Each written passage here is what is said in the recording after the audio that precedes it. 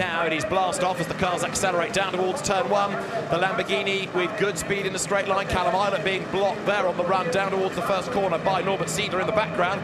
But it is going to be Mapelli who leads the way, but only just. Marciello tries to stand his ground on the outside. He gets run out wide.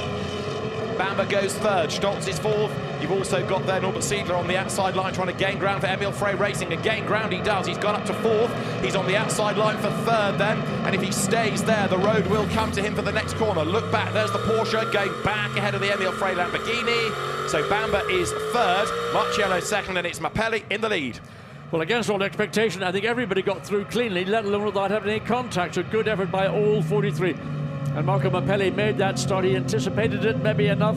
Certainly better than Marciello did. Marciello was left a little bit lagging as the cars ran down into turn 1. There was no opportunity to dive around the outside as he did try, but look at the contact coming through turn 6. And hey, look at this, 4 wide almost in the pack.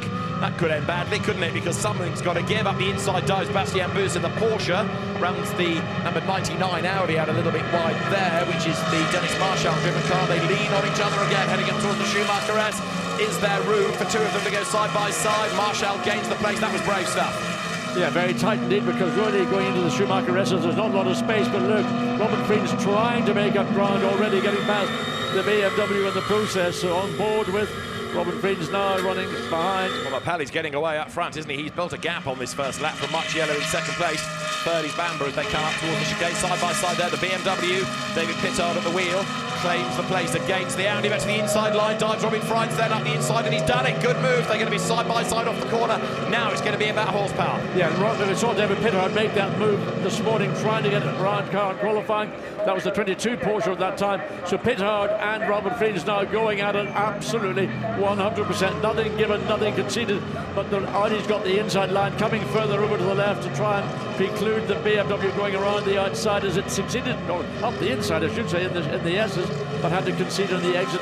Robin Fried's quick to jump on that slightly slower exit for the BMW. This is a Mercedes circuit. The car was there. Oh, they tapped the back of the Lamborghini. Oh, dear me, that was a very, very light touch, but that's all it takes. A light touch is as effective as giving it a right old thumping. Yeah. Clemens Schmidt stays on the left-hand side as they come down into the braking zone, but watch what happens now. Well, Robin Fried's very late indeed on the brakes. Can he get it stopped enough of that overrunning on the exit? Does a good job in doing that, because he didn't allow Clemens Schmidt to make the undercut and trying to get back. So Robin Fried's last of the late breakers at this stage. We're only 15th lap into the race. Now this is the opening lap of the race, and there is the 188 Aston getting involved with the Barwell Lamborghini at the exit of turn 4. So Barwell will not be amused about that. Now bear in mind McDowell and Tereshchenko losing places. They're silvers, and there's contact. Mattia Drudi tries the outside against the Mercedes, gets run out wide onto the grass, so past him there. Dives number 40 of Nicholas Bourne, who also tries to get around the outside of Tereshchenko, and he gets roughed up for his pains over the curb and through the gravel. Goethe goes through. In the background, look, Mastronardi in the white Ferrari. His main rival for Pro-Am is the Mercedes, the second of the Mercedes, and Heighties dives up the inside line. Both run out wide, and through goes Dominic Baumann, and Heighties gets some damage, possibly a puncture for his pains. I think his damaged radiators are there's fluid coming from the back of the car, and well, whatever it was, it certainly was a consequence of that damage. That was a fairly heavy impact on the left rear of the Ferrari. Now Mastronardi, trying to fend off Baumann, has got himself a bit stuck behind Alex McDowell, who gradually has dropped down the order.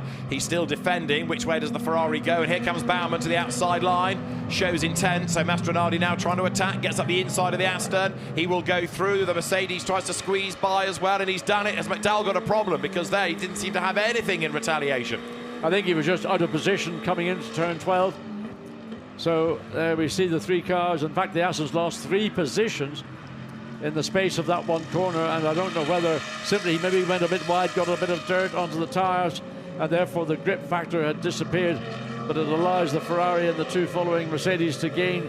So he is struggling with certainly low speed exit. Round the outside, no, that you can't take the chance, because the track already, you can see in the outside of the exit of the Schumacher S, a build-up of rubber and whatever else.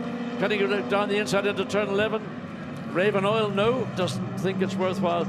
And in the meantime, he's being now shadowed all the way by Melis Braun, and he does not want to allow that Mercedes to make the easy pass on either one or the 2 of these 3 cars.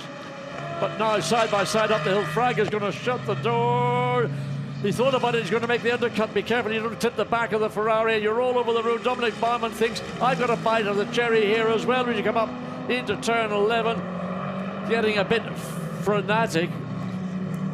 Well, Mastronardi is trying not to give away too much time. Eventually he has to cede the place to the quicker car, but again, yet more time lost there. That's the best part of 3/4 of a lap that Frog was stuck behind the Ferrari. Yeah, but he had the benefit of fresh rubber that gave him the drive off turn 11 and put him in a position to find a way around the Ferrari. But look, the Ferrari's fit, and now Dominic Baumann thinks, well, I can maybe slide up the inside, while the focus from the Ferraris on maybe thinking about, well, what we're going to do with the 88. Dominic Baumann likewise, he has a look to the inside, and this time he does commit. Yes, the Mercedes goes through. Now, does he go too wide, too deep into the corner? There's lots of Nürburgring experience in that Mercedes, and Baumann uses it to good effect. He's finally done it. Goes through, takes over the lead of Pro-Am. And here is another fight for position, because on the outside line, Matteo Cairoli is about to get mugged by Com Ledegaard in the Ferrari, or is it the other way around? It's the Porsche getting ahead of the Ferrari. So Cairoli has gone through.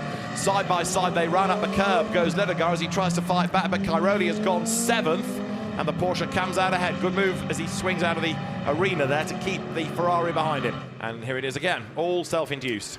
Yep, just too hard and too quick around turn 5. Well, here he is. Oh, there was contact with the Mad Panda. So that he can claim was not my fault, Gov. Oh, and look at the mess of trying to get himself sorted out. Cars going one side of him and the other side. Jake Dennis again with the straight line performance of the BMW. Sticks the nose up the inside, but was unable to make it. Still contact! Oh, and that was certainly, and not Jake Dennis is the winner on that one. I would have said almost for sure, because he's on the inside. The Audi's been compromised. The Aston, and the Audi gets back because now Jake Dennis is compromised. No, it's not, and it's, well, what would you do if you're in the Audi or in the BMW? You wouldn't know where to go. Giacomo Petrovelli at the wheel of the Aston Martin, and he's almost in the way there. He's trying to keep out of the way. He's trying to take a line for the corner. He can't just vanish, but all of these 3 pro cars desperate to get past him instantly. Bortolotti, Gounon, Bastien is the top 3. Lead gap 18.5 seconds. Fuoco dives to the inside. Couldn't do it, backed out of it to avoid the contact and loses time himself as a result. And that's the reason for the yellow. It's the number 10 BMW that has ground to a halt coming out of the chicane. What an awful situation. Jules Gounon, he can see the lead Lamborghini powering away and knowing he can't make a move until he gets across the line. Now he can go, and he's having to defend the dynamic motorsport Porsche, all looking as if it might be a threat to the 88, and that is one of the consequences as the 4 follows through in 3rd place. Oh, a yellow flag in the background as well, John, so has something happened in the arena? The yellow flag still waving there. Oh, there 25, that's been tagged. Yeah, it has indeed. So the Santa Lock Audi is off the road. It's Adrien Tombe. Oh, it's a mess going into turn 5. And who's in the wrong part of the racetrack? Well, Dries van Thor thinks he's done it. He's gone round the outside of the 2 Ferraris, and he's made the pass, and he's made it stick. Alessandro Pierguidi's been outsmarted by the young Belgian driver, and he's got the position. Finally. Hey, Alessandro, remember Spa? Take that, thinks Dries van Thor. So the Iron Lynx Ferrari drops back, and Dries van Thor clears Pierguidi. That brings him up now into 7th place, and he's not done yet. So Dries van Thor still charges along. Antonio Fuoco is off the racetrack, and he's hit that tar stack pretty hard, and that can't stay there. That's not going to go anywhere. That car is out of the race. I wonder, did he catch? There's a lot of build-up. So here we go. Oh, he's up the inside. He gets on the dirt. Look at that. Undrivable. Those conditions, he shouldn't have been there. He's just had never a pup's chance, and you know where, of making the corner. It was a yellow flag zone. They're looking for a way past the Mad Panda. 1 second back, 11 tenths, but he's got a dive bomb him up the inside line, and here comes Bastien doing exactly the same thing. So Gounon goes through, Nico Bastien goes through as well. Further down the field.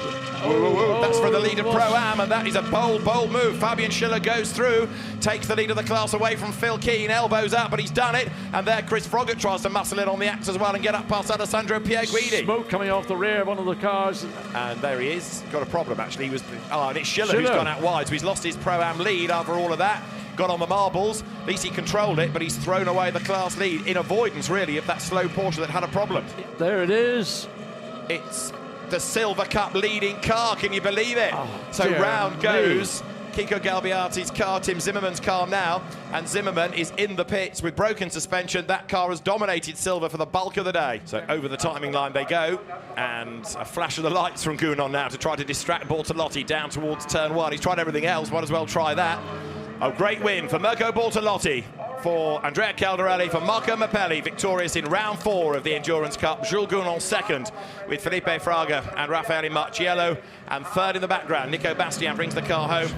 Well, let's have a look at the provisional result. There might be a few more things for race control to look at, but Mirko Bortolotti, Marco Mappelli and Andrea Caldarelli take the win from Raffaele Marciello, Felipe Fraga and Jules Gounon, and then Maro Engel, Luca Stolz and Nico Bastian home in third. Fourth, Norbert Siedler with Giacomo Altway and Albert Costa ahead of the sister car of Costa Lapalainen, Luca Giotto and Arthur Rougier.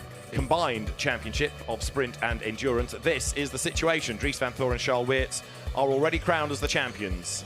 Outright from Raffaele Marciello, who lies second at the moment, and Nicholas Nielsen, Alessandro Pierguidi, and then Côme Ledegaard still. Mirko Bortolotti, Marco Mappelli and Andrea Caldarelli win round 4 of the Fanatec GT.